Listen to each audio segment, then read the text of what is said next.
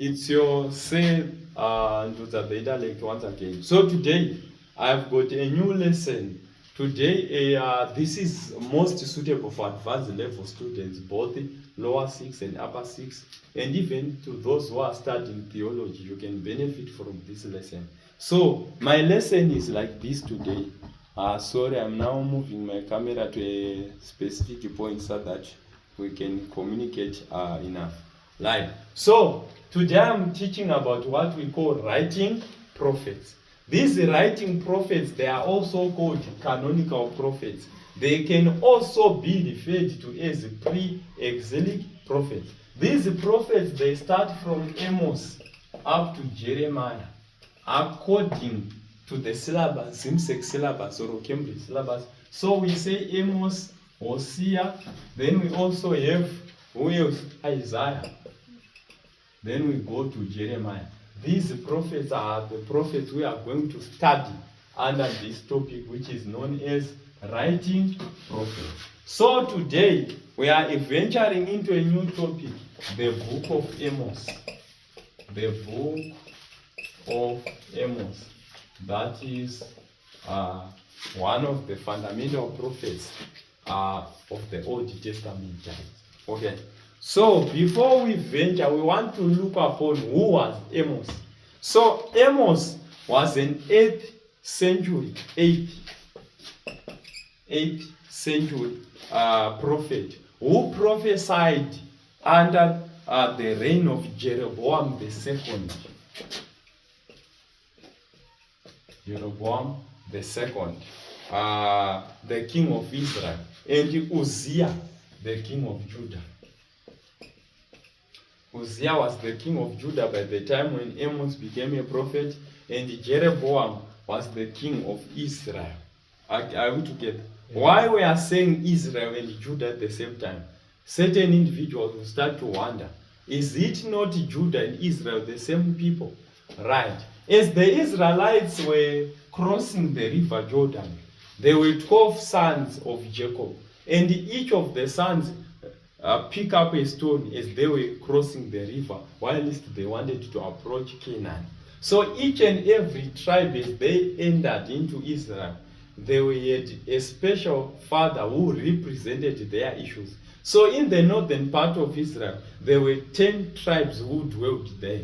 In the southern part, that is of Judah, there were 2 tribes that were settled in Judah. So these 2 tribes who were in the southern part of Israel, yes, God, they have their own sentiments and their own king. Then the 10 tribes of Judah who were dwelling in the northern part of Israel, they've got their own king, who was known as Jeroboam II. Those of the southern part, they've got their own king, who was known as Uzziah. Are we together, people? Yes. Right. After that, we have elemented the origins. Okay, the prophet begins his message by attacking foreign nations, number 1. So the conflict of consensus here is the Israelites, they were wondering why Amos is addressing foreign nations at the expense of the Israelites. Yet he wanted to share the message that Yahweh was universal. When we are saying Yahweh, we are meaning God. Are we together? Then after attacking the foreign nations, he further go onwards and started to attack Israel on itself. So before I venture into more emphasis and more analytical approach, I want us to study the historical background. Historical background of the book. Historical background of the book of Amos and Hosea. Because this, why I am doing this, I want you to take note of this. Hosea and Amos, they existed during the same period, but not exactly that we are saying at the time when Amos was called, it is also the time when Hosea was called. No, they served under the same king, that is Jeroboam the second. So we are giving a brief analysis of what was happening in Israel during the time of these prophets, but more specifically, we are giving our sentiment to Amos. Are we together? Yeah. So in order to understand the message of Amos and Hosea, the key factors is the reign of Jeroboam II, which lasted up to 746 BC. That is before Christ. So long time ago, this is how they counted dates. 746 BC. This is the time before Christ existed. Okay, the age of Jeroboam II, this is now our topic.